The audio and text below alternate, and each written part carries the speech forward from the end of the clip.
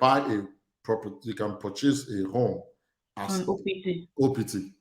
Do you get Okay. it? You can purchase home. In fact, you can purchase as a student. It's just it's appreciated to almost double the price. Wow. What everybody always want to first understand is FHA loan.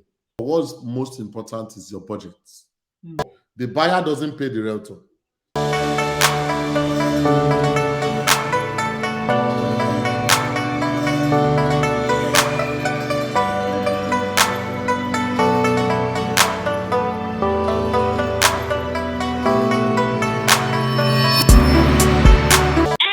Everybody, welcome back to my YouTube channel. Hope you guys are doing great. It's so good to have you join me here again today.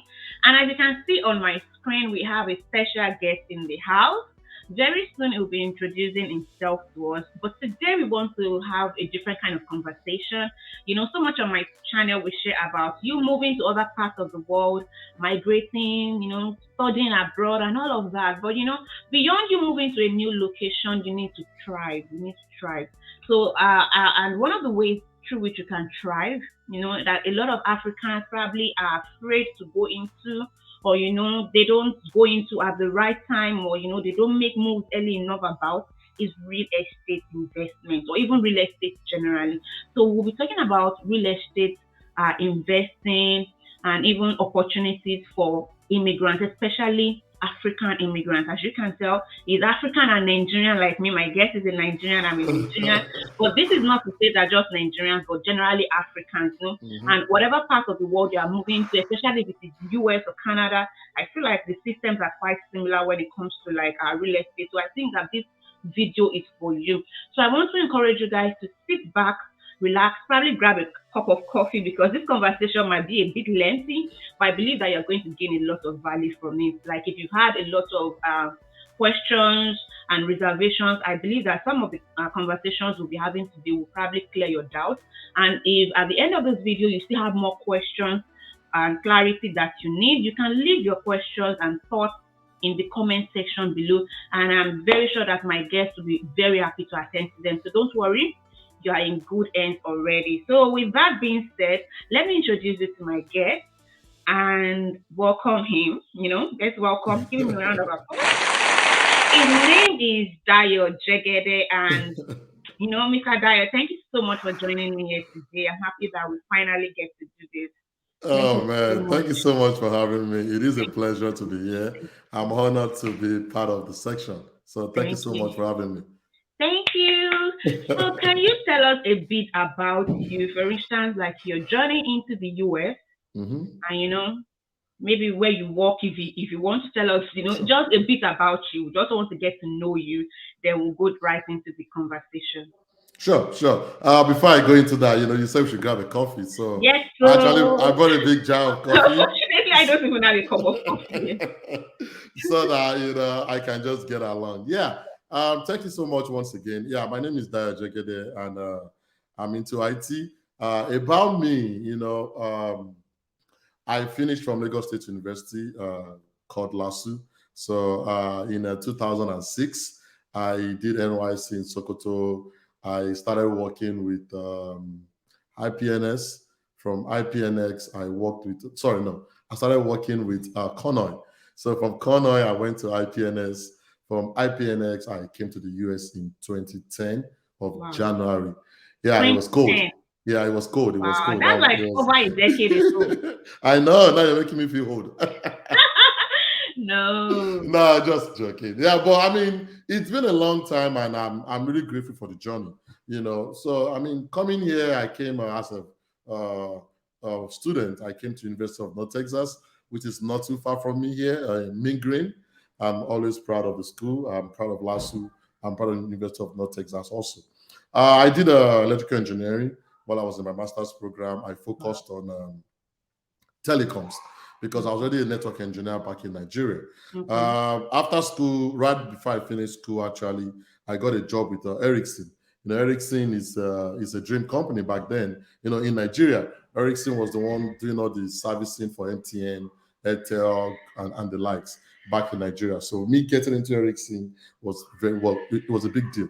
So started with Ericsson, what's it called?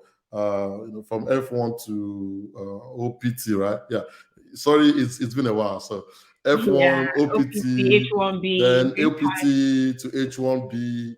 While Green I was card. on H1B in Ericsson, I got a job with Microsoft. I moved to Microsoft. I was in Microsoft, I think 2014 to 2016.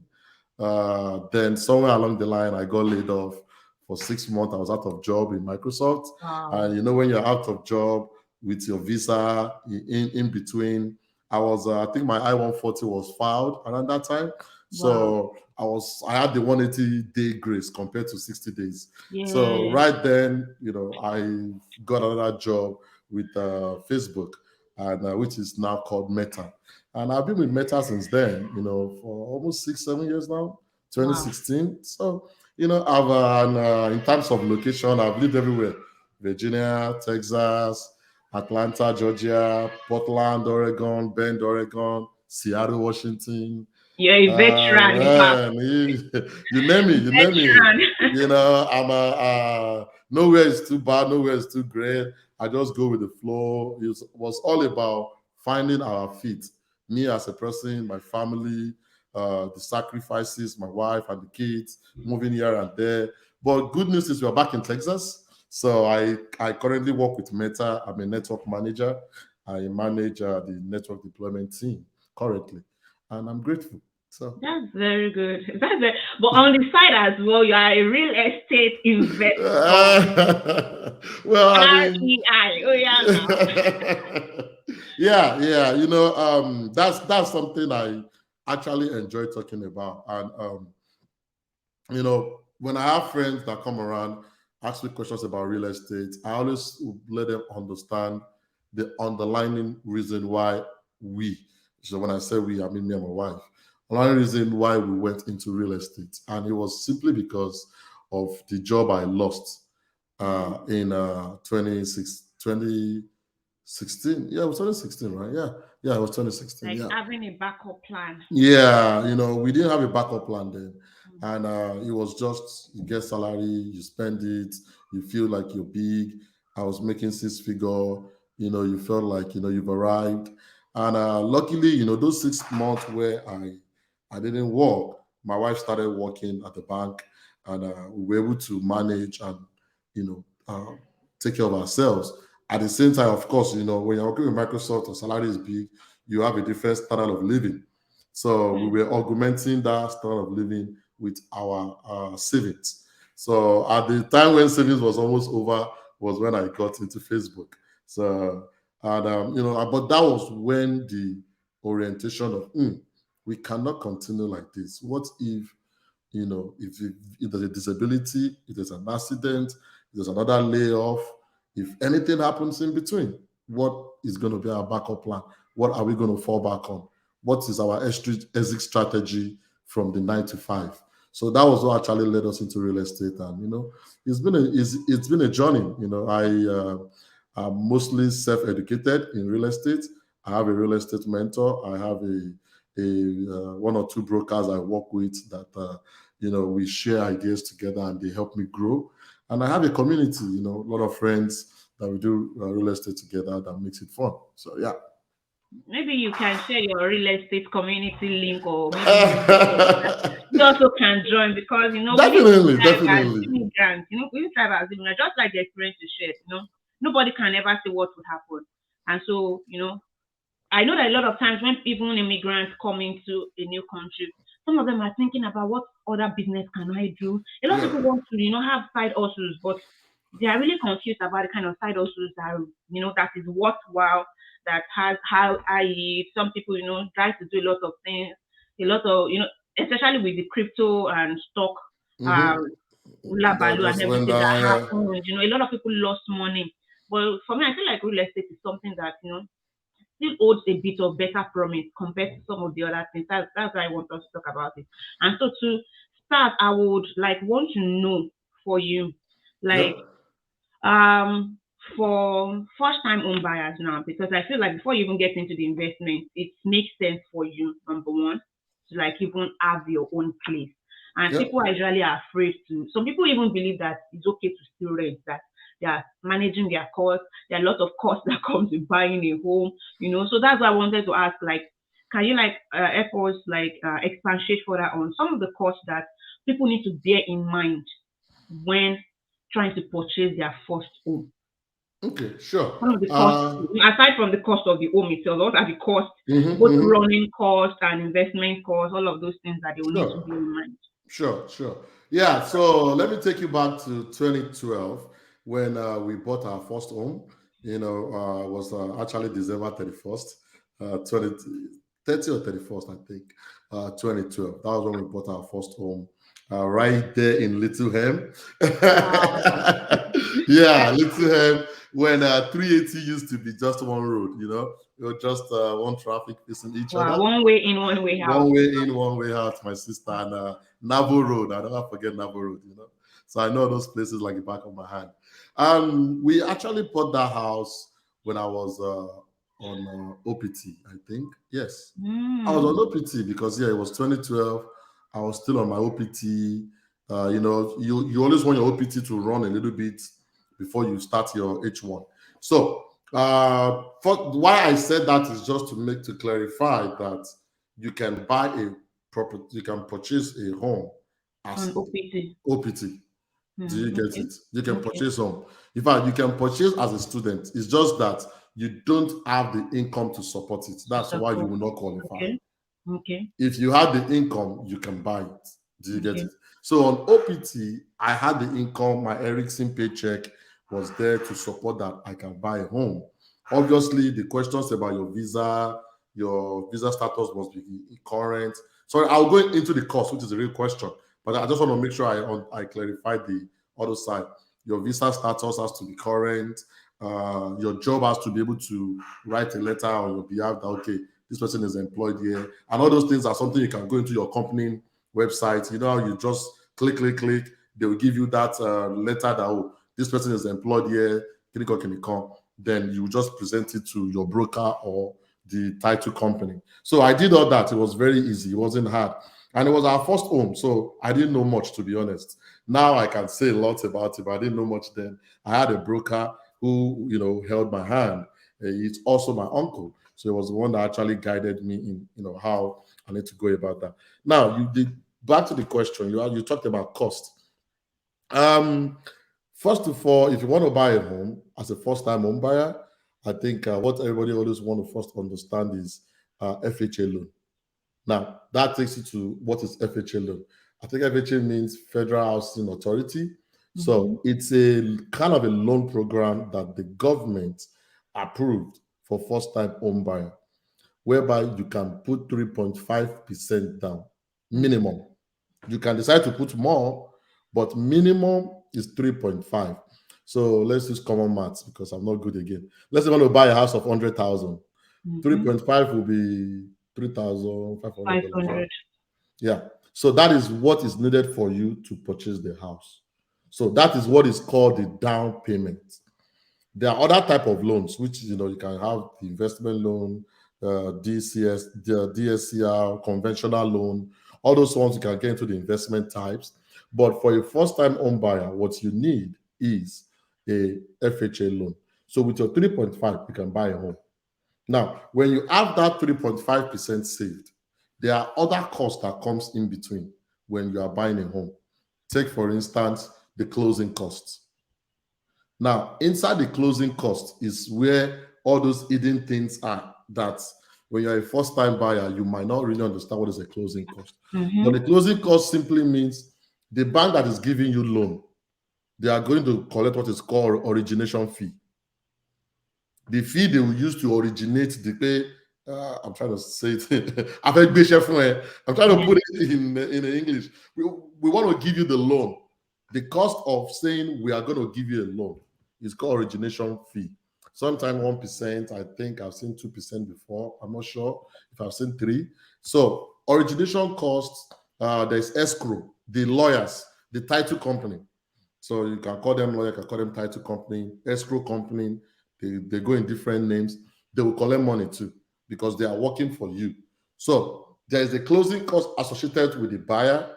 There's a closing cost associated with the seller. The seller can be a new builder, or it can be somebody that is selling their old house to you. You Mm-hmm. know, somebody's old house is your own new house. You know, Mm-hmm. Mm-hmm. that's how life is. So you have the escrow, you have the bank fee, you have they will collect HOA if if the area you are buying the house is HOA managed. HOA is Home Owners Association. Position, So they will collect a fee. They will help you collect that fee ahead.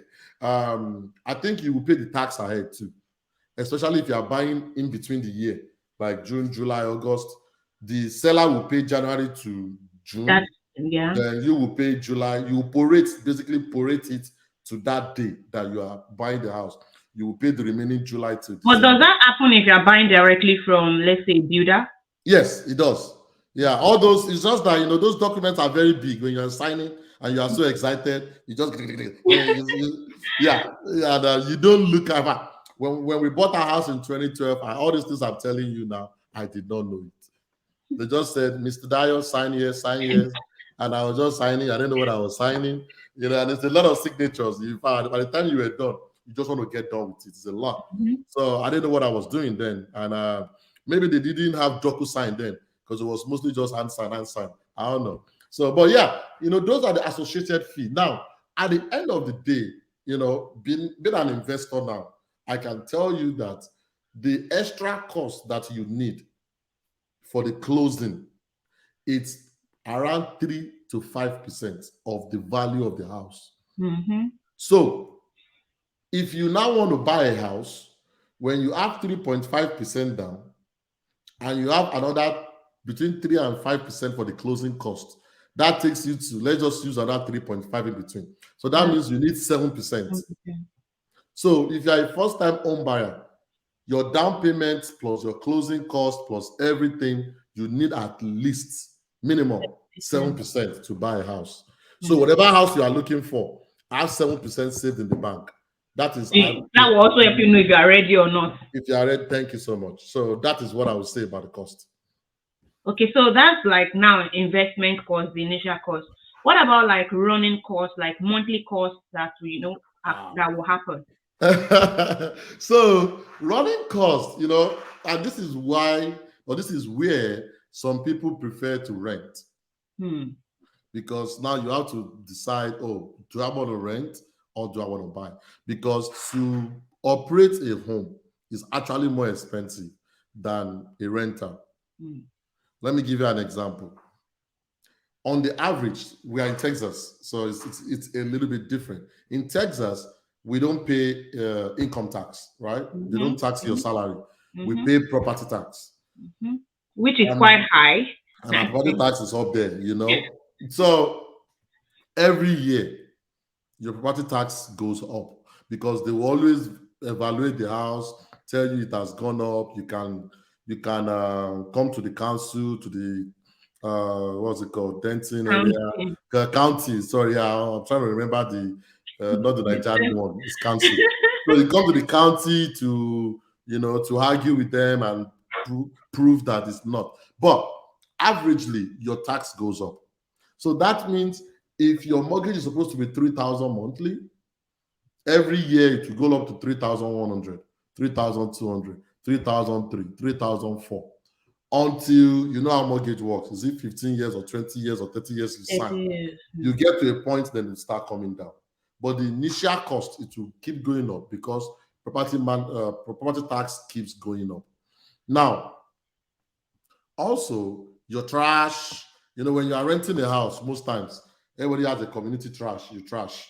Mm-hmm. Your Like a shared bill. yeah, so your water bill will be higher.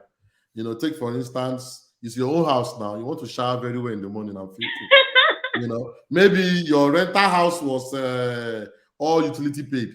So if you like, put on the lights 3 a.m. Heater can be running 24/7 in Colorado, where there's always snow. But if you are the owner of the house now, you are more aware that Dio, you're like, hey Dio, off the lights, because you don't want to be wasting light, because you know that the electric bill is going to be high. Mm-hmm. So all these things adds up. You have electric, you have gas, you have trash, you have water, you You have have the tax. cable, you have cable. Then what else? I think it's like six. Then you have to cut your lawn. Mm-hmm. Either you hire somebody to be cutting your lawn, or you go and buy a lawnmower. Then Mm-hmm. your time is what you will use to cut the lawn on Saturdays, Mm-hmm. Mm-hmm. especially during summer. So Mm-hmm. then, if you have a lawn, And you like you water the said, for the lawn. HOA community, maybe you have a HOA, you have to HOA. bring, Then you also fumigate. Pest control. So by the time if you are renting, you don't pay all these things. You don't fumigate, they will fumigate for you. You don't cut the lawn, they will cut the lawn for you. Even if you are paying water, you're not paying trash. So the cost of running a house is a lot. So give or take, if you are if you own a home and you have paid your mortgage, you need to have another maybe 1,000 aside for hmm. utilities. So that's it. Yeah, So okay, honestly, all of these costs that I've mentioned, are there like ways to reduce some of these costs? I mean, yes, of course there are. It just depends on how prudent you want to be. Take for instance, um, if you like TV and it's a must for you to watch Arsenal versus Chelsea, you are paying $100 for TV every month. But as time goes by, you figure out that, you know what, this TV thing, Arsenal is not paying my bills. Arsenal is not paying my bill. You unsubscribe.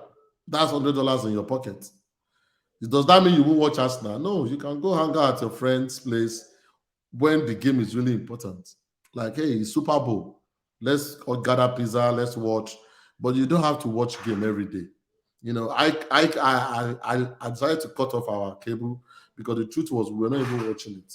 The kids were mostly on YouTube. So, and YouTube is, if you have internet, YouTube is free. So, I would rather put more money on my internet than put money on the cable.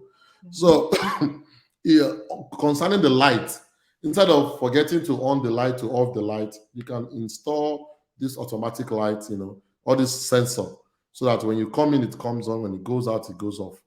That is one other way to do it. In terms of Maybe switch to solar. yeah, that was going to be what I was going to say next. You can decide to go to solar. While solar is not that cheap, but the long term you will benefit from it. So Yeah. there are ways to cut costs. If you always call Mr. Ali to help you cut your lawn, then start cutting your lawn yourself. By Go to yourself. Home Depot or Lowe's. Go and buy the machine and Lawnmower. the lawnmower and start Yeah. cutting. So these are things that you can look at. You look at the way you outline your expenses in your spreadsheet or your app. Start looking at ways you can reduce. And worst case, if you are still single, you can actually cohabit. They call it house hacking. If you are single, you're not married yet, and you buy a house, it's 3 bedroom, 4 bedroom, you can rent out 1 or 2 rooms there to some friends, or let them. I did it a little bit when we first bought our house, and we were living in Seattle practically, but the house was there empty. If a friend of mine moved in and was paying, I think, $500 or $600 a month, or everything inclusive. If you didn't pay it, I will still pay my mortgage. Mm-hmm. But it was Mm-hmm. good for me because regardless, there was somebody that was in the house that was helping. Do you get Mm-hmm. it, to look after the Mm-hmm. house? So it was a win-win, and for him, he's paying way less than he would have been paying if he was living in a rental apartment. So that was a little bit of house hacking back then that I didn't even remember. From all these things that we said, now it's almost now looking like should not even buy a house, I should continue renting. I mean, but Ah, there are also like benefits, just like there are advantages and disadvantages to so many things in life. So now I want yeah, us to look at what are the advantages, both short term and long term, or benefits of actually buying a home that sure.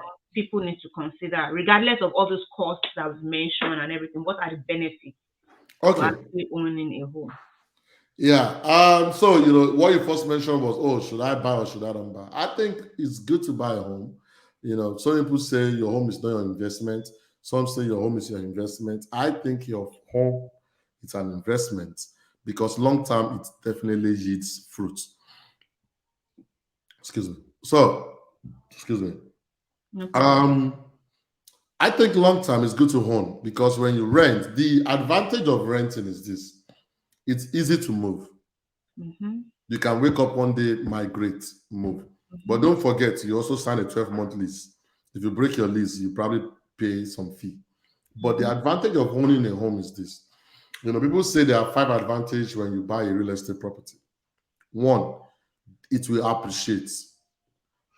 Let me give you an example, and I'm going to continue using the first property we bought back in 2012. When we bought it in 2012, it was 192,000. By the time we sold it in 2021, we sold for 360 in a space of 9 years. It Wow. appreciated to almost double the price. Wow. Double is 380, but almost double.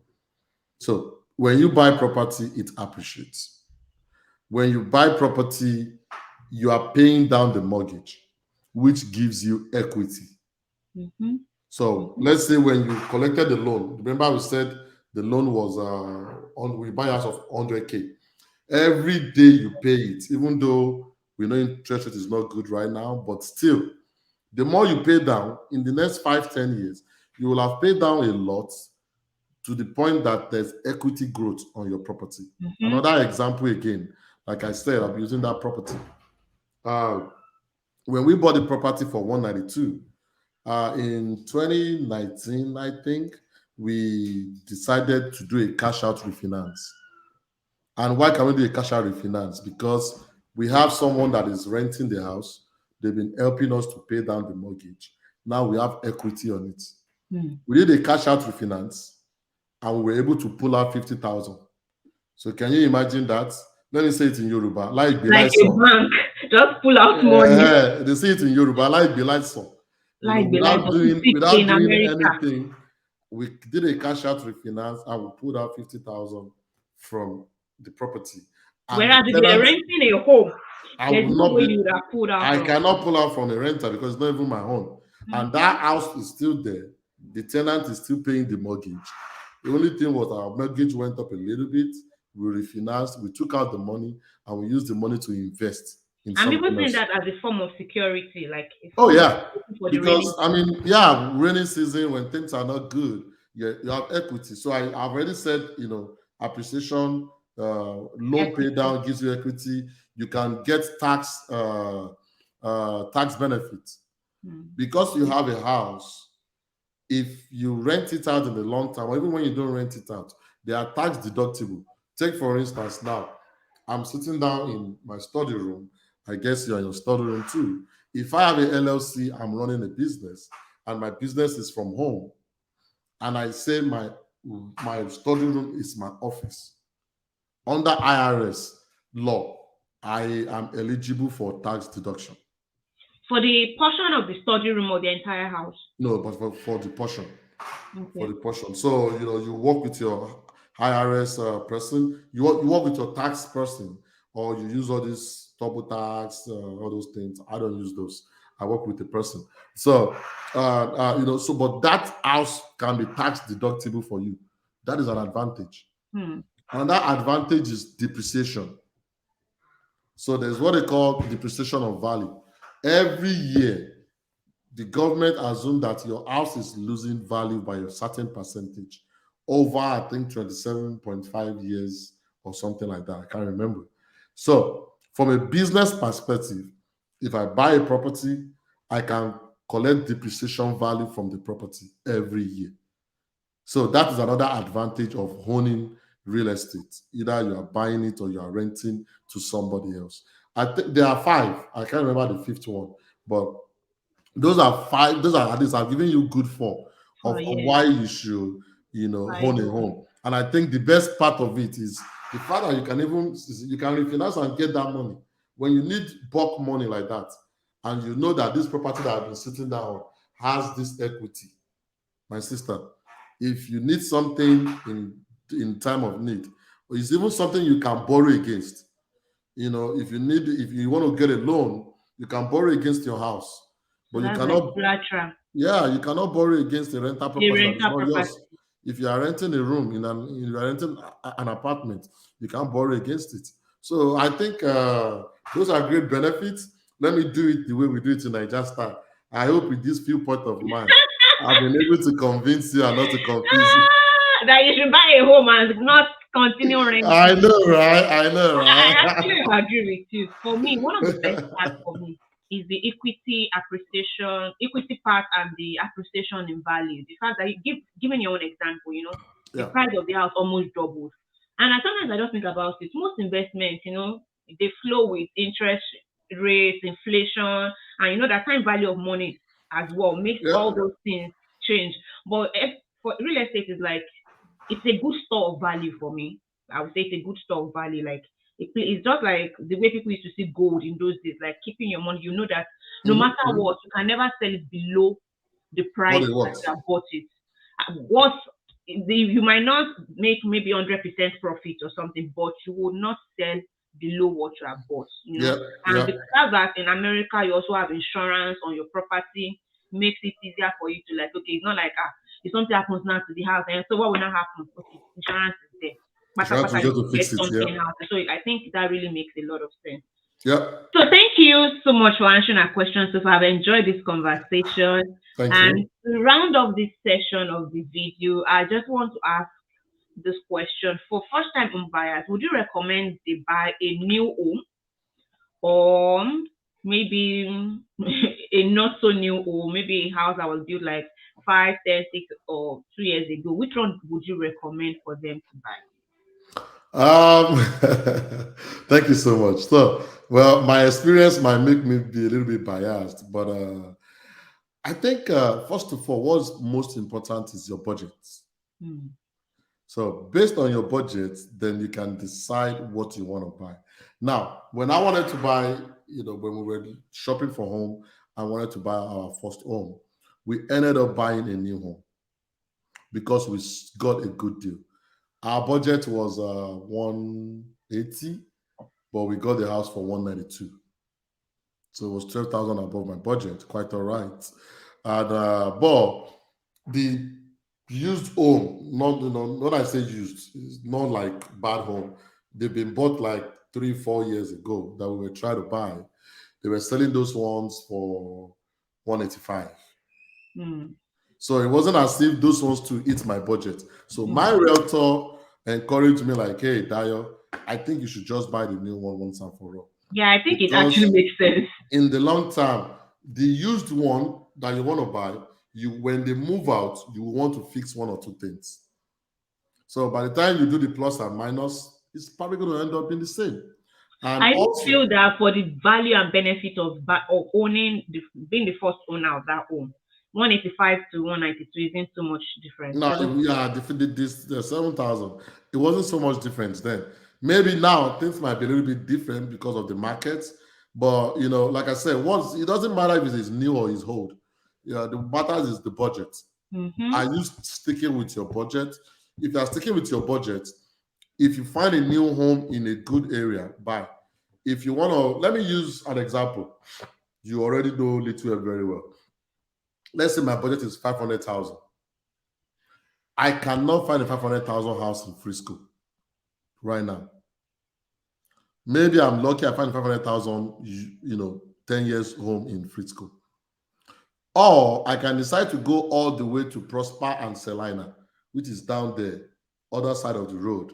And I will find a very beautiful big house for 500,000. All Mm-hmm. right. Mm-hmm. So it's now a function of one, budget. Do I want to pay more money to stay in Frisco? Do I want to stick within my budget to go to Celina? Do I want to stay in Frisco because it's closer to my work? Or can I afford to go 25 minutes down and buy a house within my budget in Celina? Do you get it? For us, when we bought our first home in Little Hen, it was 20, 25 minutes away from Plano, my place of work in Erickson then, and Legacy Drive. It wasn't too far from UNT, another 20, 25 minutes away, because all my friends' network were still in UNT. So it was on University Drive, right in the middle of either if I go left, I have my network, my church, everybody's on the left. On the right, I have my work, my Okay. career on the side. Then I have family in Frisco's and the like, a little bit of people in McKinney. So I think the budget is the first thing you will consider. If the house meets your budget requirements, of course, who doesn't want a brand new home. You know, Mm-hmm. when you hear tear over, you want to be the first one to enter, Mm-hmm. to smell Mm-hmm. the fresh paint. But Mm-hmm. what I would just say is don't exceed your budget, because things add up pretty fast when you own a home. And I think that's what I would consider. My budget first, then the location second. Okay. Okay. Yeah. You mentioned something the other time. You mentioned your realtor advice, and I realized that some people make this mistake. They feel like they don't need a realtor, that they can go directly to the seller. I don't know. I don't want. Let me not conclude that it's a mistake, actually. So let Okay. me hear your thoughts. What do you think? Do you think it's okay to bypass using a realtor, or are there advantages to using a realtor in buying a home? And an analogy came to my mind, but I don't know if I should use it. But it's a mediator is important. Now, let me not use the analogy, but this is what I'm trying to say. You're not you were trained as an engineer, right? No, I'm not trained as an engineer. I was in finance, but now I'm in IT. Okay, you're in IT. Okay, yeah. I thought you did engineering in PV. Okay, Mm, I did engineering. So you are in IT. You are trained as an IT person. If you want to go to the doctor, do you tell the doctor what you? The doctor tells are you the one that will tell the doctor what you need when you tell the doctor your ailment? mm-mm. The doctor I have to prescribes listen something. to him to advise. Like, So it's the same way for real estate. You look at this property. You need someone that has a good idea of what the market is to guide you. Now, most buyers always feels like the realtor wants to chop my money. No, first of all, the buyer doesn't pay the realtor. It is the seller that pays the that realtor. is the realtor. Yeah. So if you are buying a home, it is an advantage for you to use a realtor. You are Mm-hmm. not the one paying for that money. Mm-hmm. Now, Mm-hmm. maybe some people have had bad experience with realtors. That's why they feel like they don't need a realtor. But a realtor is important because one, they can help you negotiate. Two, they can help you find all the properties. Yes, you can go to Zillow, Realtor.com, Redfin. Before those things, before the properties hit those Realtor, Zillow.com, Redfin, there's what is called MLS. The MLS is where all properties are posted first of all before it gets to Zillows. In a very hot market, when a property hits MLS, before it gets into Zillows and the Redfin, most realtors will have reached out to you. Hey, Esther, this is the property coming out. Do you like it? Should we make an offer? Because sometimes people can make offer even before a property comes out. Mm. But if you are going to the seller directly, you are changing yourself because you don't even have a mediator that can speak on your behalf. You will know nobody to help you to write your contract, nobody to help you to check the fine print in your contract. Do you get it? So it's better to have a realtor. If you are going to do an inspection, who do you know that will help you inspect? You will now tell the seller's realtor to help you get an inspector. If the inspector finds anything wrong, how do you negotiate? But because you are using the seller's realtor again, the same seller realtor will be the one to now say, this one wants 10,000, let's give him 5,000, let's give him 7,000. Because the seller's realtor now is going to be biased Depending the towards, interest, yes. yeah, he has multiple, yeah, he has a Interest, conflict of interest. interest, yeah. So when you look at all that, it really makes sense to actually use a realtor. Now, if you don't have a good realtor, that might sway you to start thinking maybe you don't need a realtor. What I would say is you are not binded compulsorily to your realtor. I think every realtor you sign up with, I think it's 3 months or 6 months. If you sign 3 months or 6 months with them, if you don't like them in between, you can let them know. Give them the feedback about what you don't like about their services and let them know that you want to go to someone else. They will allow you to go. Then, or worst case scenario, wait for the 6 months to lapse, go to the next realtor. But it is very important because they have access to all those properties more than you do. All what we are seeing on Zillow, they are a fraction of what is available in the Mm. MLX. Mm. So Yeah, I think another part that I've seen happen is the fact that there are some realtors that even give incentives. Their incentives can be like maybe 1% Yeah. of the commission they are getting, and if you don't use them, it's like you're just leaving money on the table Thank you. because either you like it or not, that money is there. The Is realtor is there. going to, Even closing costs.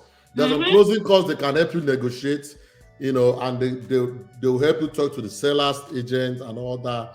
And but because you are kind of like, oh, I don't want the realtor, you go straight to the seller, you will lose out on some of those benefits. you lose out on them. You lose out on them. Yeah. All right. So thank you so much. We'll be rounding up this session now. I hope you guys have enjoyed this conversation. Please don't forget to hit the subscribe button, like this video, and like I mentioned earlier, if there are any questions that you have or you need clarity about any of the things that we've discussed, please leave your comments in the section below. Leave your questions, in the comment section below. I will ensure that Mr. Jegede gets them and responds to all of your questions. In the next part of this video, we'll be discussing more about real estate as an investment. Now we've talked about real estate as owning real estate for yourself, living in a property, and all of that things that you should know. But in the next section, we'll be talking about real estate as an investment. Like, how do you profit from real estate? What kind of real estate investment can you get to? Should you buy? What kind, things like that. A lot of questions. You don't want to miss that section. Please ensure that you watch out for that video as well. Yes. So thank you all very much. I hope that you've enjoyed this conversation. Until we come your way again next time, do take care and have fun. Bye. Right.